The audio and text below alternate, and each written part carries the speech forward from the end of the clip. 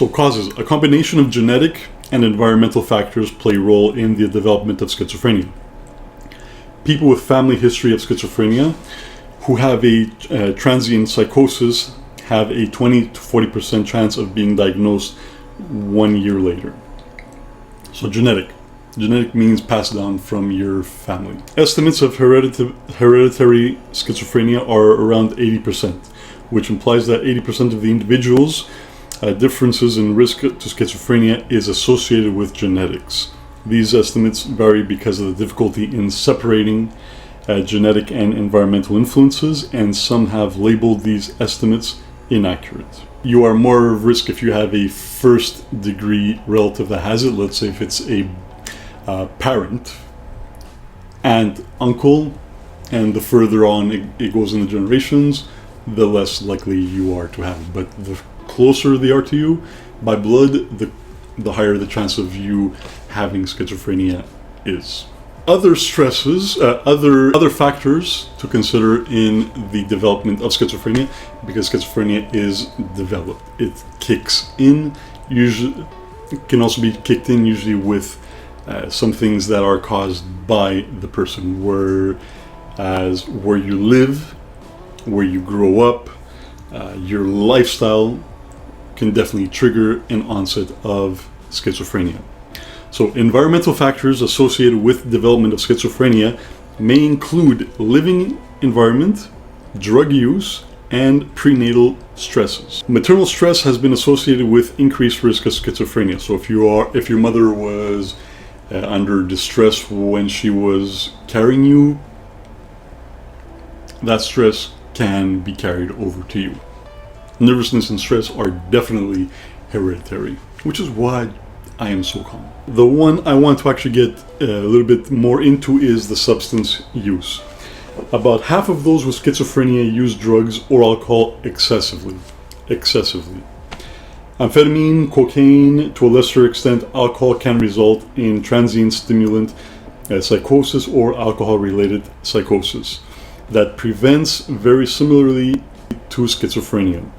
Although it is not generally believed to be a cause of illness, people with schizophrenia use nicotine at much higher rates than the general population. Cannabis may be contributory factor in schizophrenia, potentially causing the disease in those who are already at risk.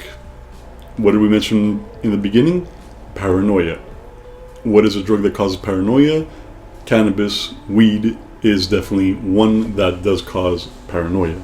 Cannabis may be contributory factor in schizophrenia, potentially causing the disease in those who are already at risk.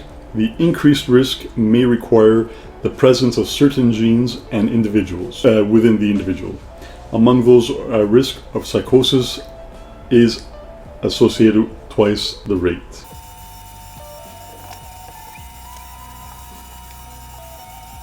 That I'm going to cut it right there, because there are so many other things that are associated to schizophrenia.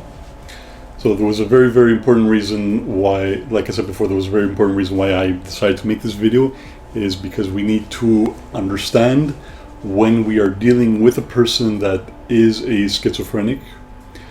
We did used to treat these people with psychiatry, medication and things like this, which I think is very, very important, because we do see many people who are undiagnosed that are running around amok. They're not able to understand what their actions actually do in our society, and instead of treating them, we are encouraging them with their delusions of things that they think they are, or the way that they think the world is, and they think that they are the number one target of everybody and everybody is against them, when in fact nobody is out to get them. We are just trying to help them out. So if you know anybody that, I'm not going to give any advice on how you should approach anybody, because like I said, I am not a doctor, but I just wanted you guys to be aware of what situation we are dealing with today, because thanks to environmental pressures, societal pressures, things have become a little bit out of control, and it's getting a little bit harder to keep our heads up. So I hope you guys found this video informative. If you think you know anybody that would be interested in watching the video, forward the video to them. Let me know what they thought. Leave some comments below with what you guys thought about this video, if you found it informative, and if I should do more Dr. Jigga Vigga videos. And as always, subscribe. Jigga Vigga. Out. Thank you for watching.